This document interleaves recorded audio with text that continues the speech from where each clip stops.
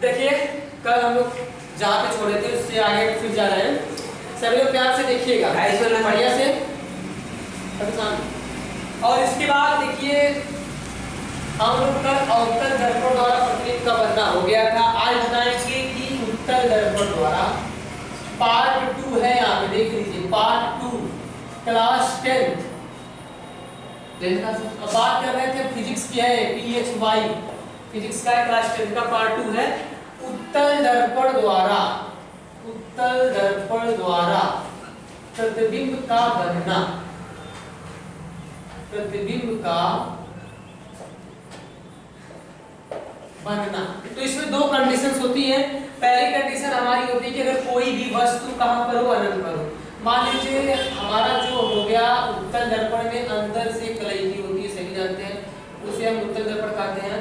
और इसके बाद एक होता है मुख्य अक्ष, इसके बाद होता है यहाँ पे P के बाद होता है F के बाद होता है C होता है। और इसके बाद जो कोई हमारी वस्तु अनंत पर रखी है, अब इससे कोई किरण जा रही है, अनंत पर रखी मतलब यहाँ पर रखी है, किरण मान लो जा रही है मुख्य अक्ष के समांतर किरण जा रही है। और इसके बाद जब मुख्य अक्ष के समांतर जो किरण जाती है वो कहाँ से टकरा के जाती है, हमारे मुख्य फोकस से, मुख्य फोकस होकर जाएंगी। और उत्तल दर्पण में हमारा क्या बनता है कि हम लोग इसमें सदैव इसका इमेज जो होता है आभासी बनता है और सीधा प्रतिबिंब बनता है।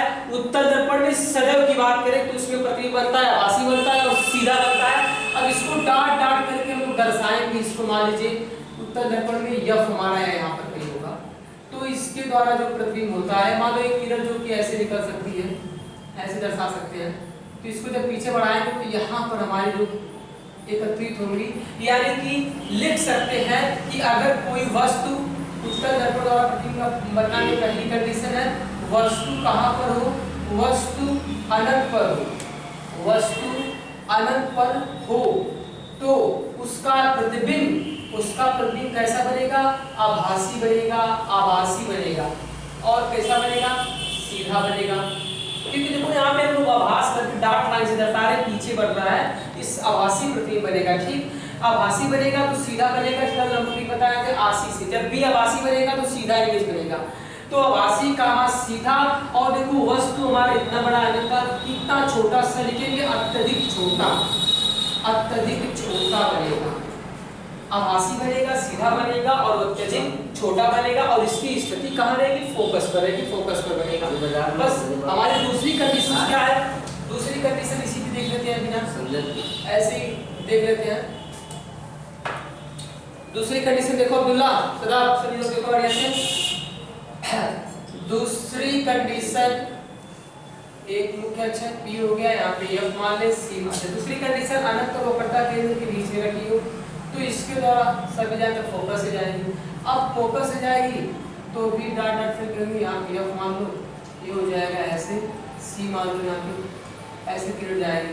अब कोई किरण को मान लीजिए दर्शा दीजिए इसको ए, यहाँ से सॉरी ये लगभग F को थोड़ा यहाँ बढ़ा के C यहाँ और इसके बाद इसको दर्शा दीजिए।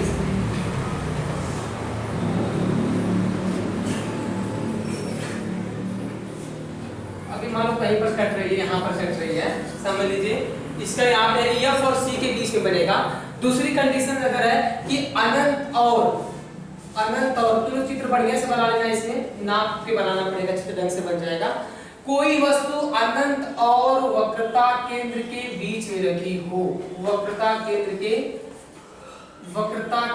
के बीच में हो, तो इसका इमेज कहाँ बनेगा, फोकस दूरी व वक्रता केंद्र के बीच बनेगा, आभासी बनेगा, सीधा बनेगा और वस्तु से छोटा बनेगा, अत्यधिक छोटा नहीं रहेगा, सिर्फ वस्तु से छोटा बनेगा। उत्तल दर्पण की दो ही कंडीशंस हैं, इसमें ज्यादा टाइम ना बर्बाद करते हुए हम लोग आगे जाते हैं मेन पॉइंट पर।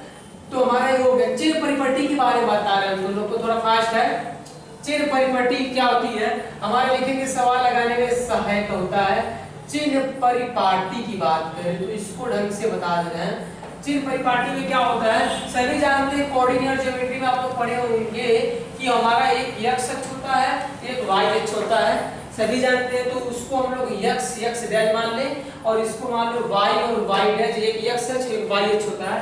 मान लीजिए यहाँ पे हमारा 0, 0 यानी मूल बिंदु होता है, लेकिन सवाल लगाते समय नहीं देंगे, बस इतना ध्यान दो कि हमारा इमेज जब भी बताते हैं तो एक अवतल होता है, एक अवतल होता है हमारा अवतल होता है, दो ही कंडीशन में दिखाया जाता है। तो कहाँ पे फोकस, किसकी दूरी वी यू, जो भी हमारा प्लस होगा माइनस होगा, यही हमको दर्शाना है। मान लीजिए सभी जानते हैं ये हमारा बाईं तरफ है, ये हो गया बाईं तरफ, इसको बोलते हैं बायां, ये हमारा हो गया दायां, और इसको ऊपर बोलते हैं और इसको बोलते हैं नीचे।